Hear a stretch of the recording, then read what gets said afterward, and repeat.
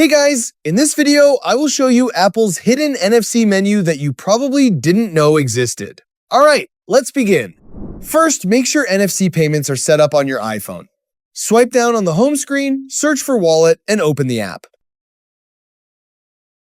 If you haven't added a payment card yet, tap the plus icon in the top right corner and follow the prompts to add your credit or debit card. Once your card is added, you can quickly access the NFC payment screen by double pressing the side button. Your Apple Wallet will appear with the message to hold your iPhone near the payment reader, allowing you to make contactless payments. If that doesn't work, or you want another way to access NFC, open the Shortcuts app.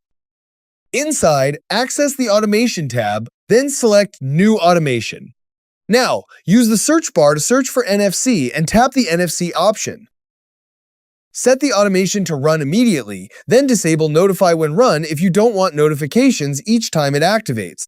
Next, tap Scan. This opens Apple's hidden NFC scanning interface, allowing your iPhone to detect nearby NFC tags. You can use this feature with compatible NFC accessories, tags, and automations without relying only on Apple Wallet.